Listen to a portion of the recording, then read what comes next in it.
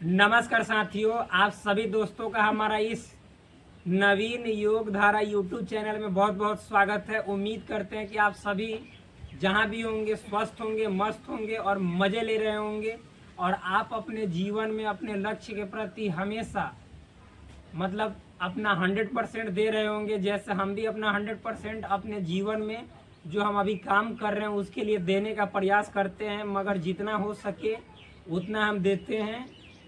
तो इससे क्या होता है, एक सेल्फ मोटिवेशन मिलता है कि हाँ, हम अपने जीवन में कुछ अपने आप को सही जगह पे खर्च करने का काम कर रहे हैं। तो आज के इस वीडियो में आप ये जो हमारे यहाँ पे आई में देख रहे होंगे कुछ प्रॉब्लम दिखाई दे रहा होगा, तो ये प्रॉब्लम है नहीं। जैसे एक्चुअली क्या है कि कल हमें, जो कि हम लोग जहाँ रहते हैं वहाँ नेचुरल पूरा तरह से एनवायरनमेंट है, प्राकृतिक वातावरण है। तो जब हम एक पेड़ के पास नीचे बैठे थे वहाँ पे, तो उस दरमियान एक क्या समझिए तो मधुमक्खी आया और यहाँ पे डंक मार दिया। वो तो पहचान के डंक मारता है, जिसके कारण ऐसा हो गया है। तो इससे कोई प्रॉब्लम वाली बात नहीं है, इससे कोई आपको भी प्रॉब्लम होगा नहीं, ना हमें होगा, क्योंकि हम सभी को आज जो है एक इम्पोर्टेंट टॉपिक पे बात करने और टॉपिक सॉरी फ्रेंड्स, जो टॉपिक का चर्चा होता है हम लोग के मुखमंडल से होता है। तो हम लोगों को अपने कान यानी ईयर को खुला रखना है और हम गियर लगाते हैं। उसके बाद जिस तेज गति से हम लोग बढ़ने का प्रयास करेंगे उस तेज गति को सभी एक तरह से तारतम्य भाव से सोचने, समझने और बनाए रखने का काम करेंगे, ताकि हम सभी एक एक बात को अच्छे तरीके से समझ पाए और हम समझा सके। तो आज के इस वीडियो में मैं आप सभी को जो हमारा एक जो योग धारा, कहने का मतलब है कि यहाँ पे एक एक चीज़ एक धारा के अनुसार बहेगी, यानी एक धारा में बहेगी, लय में बहेगी। तो जो संपूर्ण योग विद्या जो पुस्तक है, जो कि राजीव जैन त्रिलोक जी द्वारा लिखित है, एक कि योग का संपूर्ण पुस्तक है, समग्र पुस्तक है, जिसमें आपको अष्टांग योग का जितना जो एक तरह से यम नियम, जितने जो टाइप्स होते हैं, प्राणायाम प्रत्याहार, हमने हर चीज़ बताया, आसन जितना जो है वो सभी इस पुस्तक में अच्छे तरीके से नियम बाय नियम समाहित किए गए हैं। और मैंने आप सभी से ये वादा किया है कि इस पुस्तक में लिखित एक एक बात को आप सभी के सामने प्रेजेंट करूंगा, ताकि इस पुस्तक से आप सभी भी बेनिफिट बहुत ज़्यादा मात्रा में उठा पाए, और साथ ही साथ इसको मैं सरल शब्दों में तोड़कर आप सभी को बताने का प्रयास करूंगा। तो चलिए, आज के इस वीडियो में मैं अभी योगासन लाभ के वैज्ञानिक कारण, यानी जो हम योगासन करते हैं, योगासन जैसे आगे के हम वीडियो में बताएंगे कि बहुत तरह के योगासन होते हैं, जैसे शीर्षासन, हलासन, चक्रासन, गरुड़ासन, मलासन, हर तरह का आसन है। तो उन सभी आसनों को बताया जाएगा कैसे किया जाता है। लेकिन उससे पहले हम सभी को ये भी जान लेना चाहिए कि वास्तव में आसन करने से फ़ायदा होता है तो क्या होता है।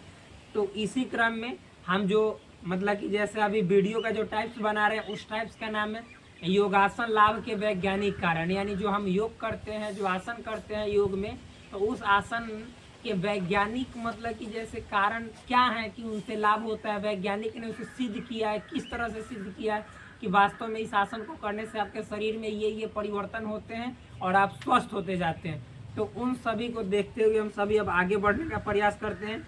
तो देखिए, जो भी चीज़ें मैं बताऊंगा आपको ऑथेंटिक बताऊंगा, इस पुस्तक में लिखी बात बताऊंगा, अपने से मैं बकवास आपके सामने करने का प्रयास नहीं करूंगा। तो यहाँ पे देखिए, जो बोलूँगा इस पुस्तक के माध्यम से बोलूँगा, क्योंकि आप लोग ये नहीं कह सके कि हाँ, ये अपना ज्ञान कि दे रहा है। देखिए, तो आज के इस वीडियो में हम सभी बात करेंगे पद्मासन एवं ध्यान से संबंधित आसनों से लाभ। यानी जब हम सभी पद्मासन करते, जिस अवस्था में हम अभी आपको बैठे हुए दिखाई दे रहे हैं, इस अवस्था का नाम है पद्मासन। और ये जिस अवस्था में ये दिखाई दे रहे हैं, इस अवस्था का नाम है सर्वांगासन। क्या नाम है? सर्वांगासन। तो इन अवस्था की और इन अवस्था की, दोनों अवस्थाओं की जो फायदे हैं, जो लाभ है, वो अलग अलग है। दोनों के बेनिफिट्स अलग अलग। जब आसन अलग अलग, तो हमारे शरीर पे उसका प्रभाव भी अलग अलग पड़ता है। ये बातें आप सभी को समझ में आ रहा होगा, क्योंकि आप लोग इतने कमज़ोर माइंड से हैं नहीं। और जब योग शुरू करेंगे तो माइंड आपका शार्प ही होगा, कभी कमज़ोर होने का बात ही नहीं। तो चलिए शुरू करते हैं। देखिए लिखा गया है, पद्मासन एवं इनसे संबंधित आसनों को करने से हमारे कुंडलिनी चक्र की ऊर्जा ऊर्ध्वमुखी होती है। अतः मूलाधार से लेकर सहस्त्रधार चक्र की ऊर्जा को हम आत्मसात कर उनसे होने वाले सभी लाभ प्राप्त कर सकते हैं। देखिए लिखा गया, पद्मासन एवं इनसे संबंधित आसनों को करने से, यानी जैसे ये पद्मासन है और पद्मासन से जुड़े जितने जो आसन हैं यदि हम करेंगे, जैसे आप सभी जानते हैं कि पद्मासन से जुड़े आसन, मान लीजिए ये जो ध्यान है मेरे फ्रेंड्स, ये भी पद्मासन की अवस्था में, अभी जो हम जिस अवस्था में बैठे हुए हैं और इस अवस्था में बैठ कर ऐसे ध्यान में आइएगा तो ये भी आपको पद्मासन से संबंधित आसन ही है। जब आप इस अवस्था में बैठकर इस तरह से कीजिएगा तो ये भी पद्मासन की अवस्था में ही किए जाने वाले अन्य आसन हैं। जब आप इस तरह से कीजिएगा, सब आसन का अलग अलग नाम है, पहले आप समझ लीजिए।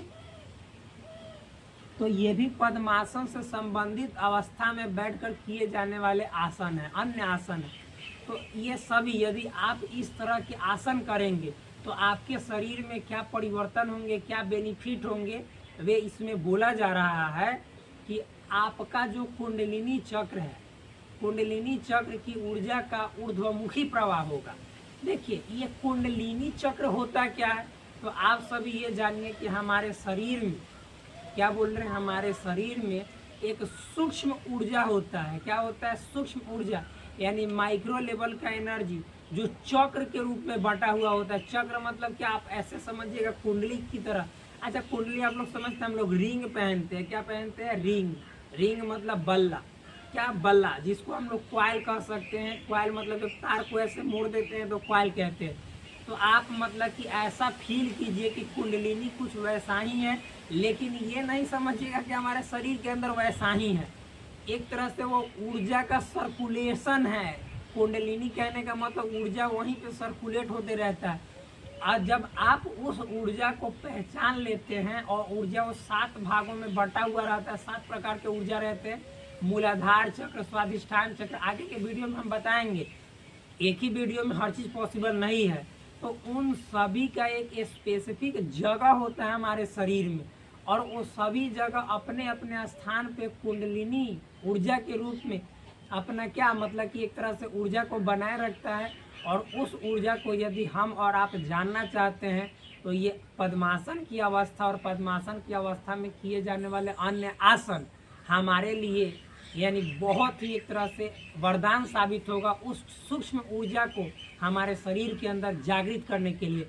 और जब हमारे शरीर के अंदर वो सूक्ष्म ऊर्जा जागृत हो जाएगी तो जिस तरह से हम लोगों दूसरे का इंटरव्यू लेते हैं, जैसे हम दूसरे का इंटरव्यू लेते हैं तो उसके बारे में जानते हैं, बाहरी दिखावा के बारे में जानते हैं, उसके बिहेव के बारे में जानते हैं, उसके इंटरनली एक एक चीज़ को नहीं जान पाते हैं। लेकिन जब हम इस तरह के योगासन करेंगे, इस तरह के आसन में बैठेंगे, तो जब हमारा कुंडलिनी धीरे धीरे जागृत होने लगेगा तो हम जिस तरह से दूसरे का इंटरव्यू लेकर उसको समझ जाते हैं, उस तरह से हम खुद को समझ जाएंगे कि हु आई एम, मतलब कि मैं कौन हूँ, मैं हूँ तो कौन हूँ। समझ में आया? यानी मैं अपने आप के बारे में जानूंगा, यानी हु आई एम, मैं कौन हूँ। समझ में आया? तो ये आपको अपने आप के इंटरव्यू लेने में मदद करता है। कौन? तो योग से जो संबंधित आसन है, जिसमें हम अभी नाम लिए पद्मासन, और पद्मासन से संबंधित जितने आसन हैं, ये हेल्प करता है उस ऊर्जा को क्या जागृत करने में। आगे देखिए, जीवन में नई चेतना का प्रादुर्भाव होता है। और जब आपके शरीर के अंदर उस प्रकार की जो सूक्ष्म ऊर्जा है, जिस सूक्ष्म ऊर्जा के स्तर को, लेवल को आप जब अपने अंदर जागृत कर लीजिएगा तो इस दुनिया की समस्त जो क्रियाएं हैं प्रकृति में जो चल रही हैं, उन समस्त क्रियाओं को आप दूसरे नज़रिए से देखना, परखना, सोचना, समझना स्टार्ट कर दीजिएगा। यानी आपके जीवन के अंदर एक नई चेतना जागृत होगी, और जब नई चेतना जागृत होगी तो आपको आंतरिक सुख इतना मात्रा में प्राप्त होगा। कहोगे कि आप लेक्चर दे रहे, आपको कभी सुख प्राप्त हुआ है? भाई मेरे, ये ज़रूरी नहीं है कि स्वामी विवेकानंद के जो गुरु थे रामकृष्ण परमहंस, वह स्वामी विवेकानंद से कहीं ज़्यादा मतलब कि जैसे पूरी दुनिया में परचम लहरा दिए, ऐसी बात नहीं है। तो जो हम आपको बतला रहे हैं तो एज एक तरह से मतलब कि हम तो गुरु नहीं हुए, लेकिन जो भी आप समझिए, आपके शिष्य, अगर आप शिष्य समझो तो शिष्य से भी ज्ञान लिया जा सकता है, तो वही समझ जाओ। लेकिन जो इस पुस्तक में बात लिखी हुई है और हमने भी अपने सर के माध्यम से, गुरु के माध्यम से जो बातें सीखी हैं, उन बातों को आपके सामने इस पुस्तक में लिखित बातों के माध्यम से प्रस्तुत कर रहा हूँ। जब हम ध्यान में बैठते हैं तो ऐसा नहीं है, हमें एक अलग लेवल का एनर्जी फील होता है, और वास्तव में आप जब बैठिएगा तो आपको फील होगा। जब सभी प्रकार के आसन कर लीजिएगा, प्राणायाम कीजिएगा, और फिर उसके बाद ध्यान में 10 मिनट बैठ जाइए, उसके बाद देखिए आपके अंदर किस तरह का एक एनर्जी, मतलब कि आपके अंदर उसका संचार होना शुरू हो जाएगा। लगेगा कि हाँ, हमारे अंदर कुछ हो रहा है, एनर्जी का फ्लो होना शुरू हो जाएगा। आगे देखिए, इससे हम उपेक्षाओं के, यहाँ पे मेरे फ्रेंड्स देखिएगा, बाई मिस्टेक को पेज पलट गया है।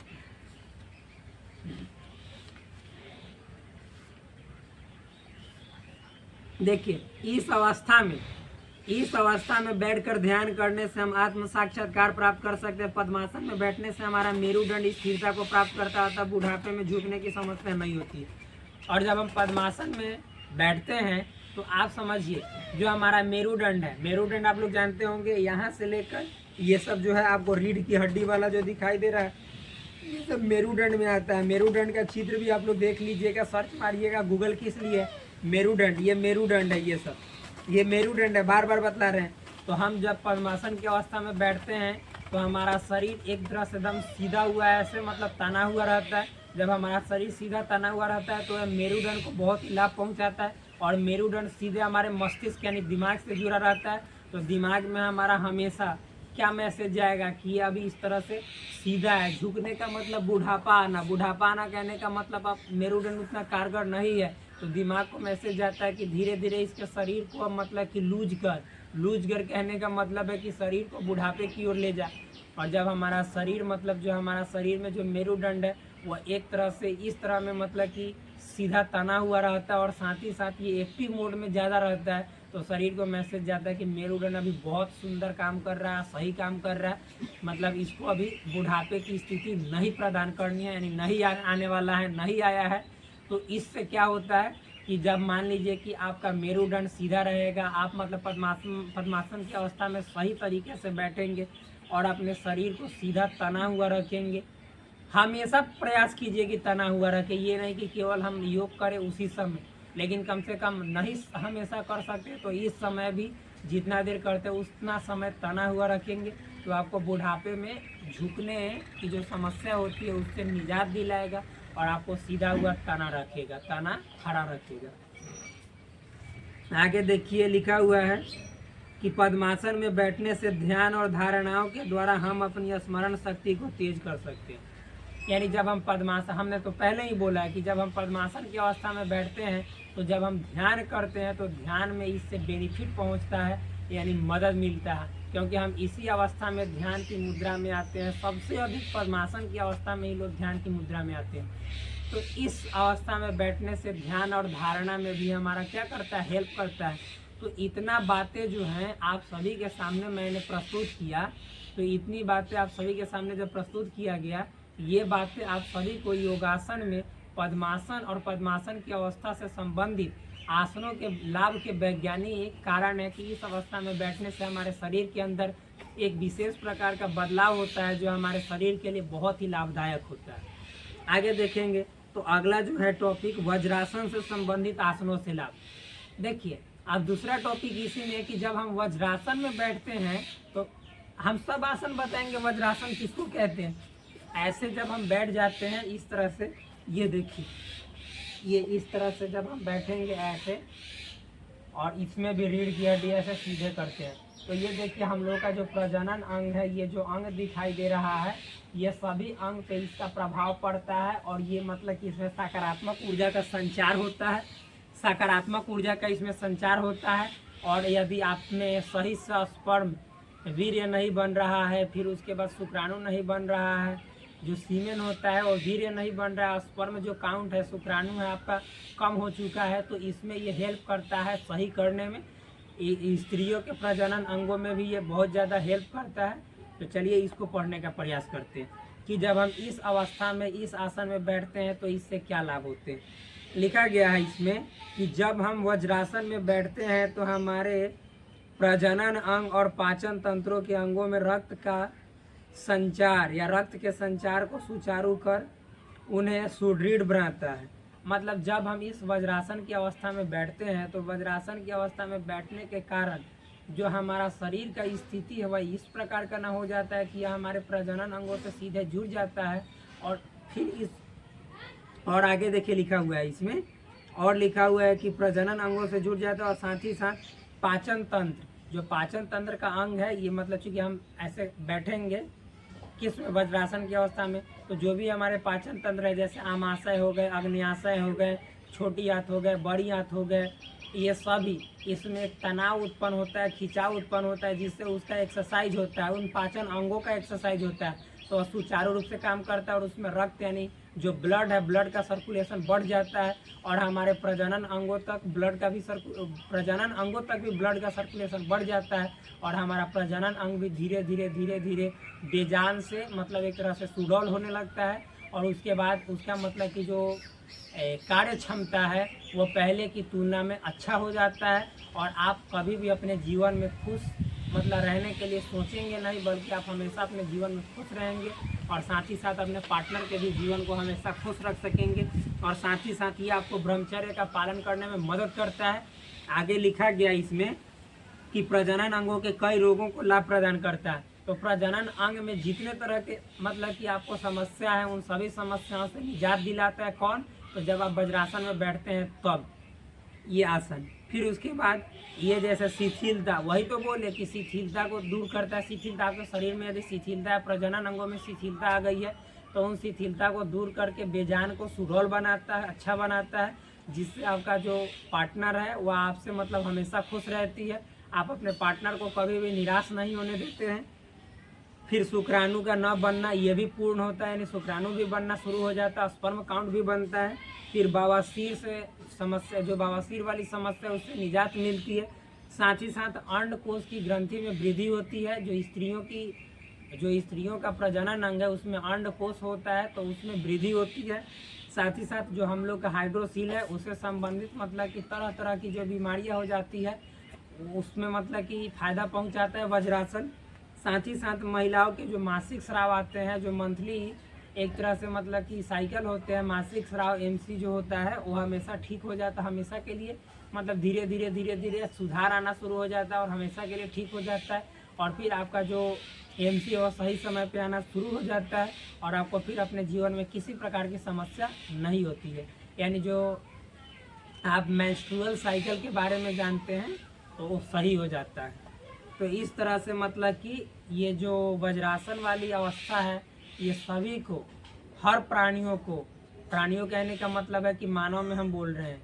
अब गाय भैंस वज्रासन में बैठेगा तो किस तरह से बैठेगा आप लोग समझ गए होंगे, तो उसको लाभ पहुंचाता है। तो आज के वीडियो में बस इतना ही, फिर आपसे मिलते हैं नेक्स्ट वीडियो में। तब तक के लिए धन्यवाद। प्लीज़ चैनल को सब्सक्राइब करो, वीडियो अच्छा लगे तो वीडियो को लाइक करो और अपने दोस्तों के बीच भी शेयर करो, ताकि ये जो भारतीय संस्कृति की अमूल्य निधि है, जो परंपरा है, योग संस्कृति है, उन सभी तक पहुंच सके और वो भी अपना इस पुस्तक में लिखित बातों को जो हमारे माध्यम से आप सभी के सामने प्रस्तुत किया जा रहा है लाभ प्राप्त कर सके।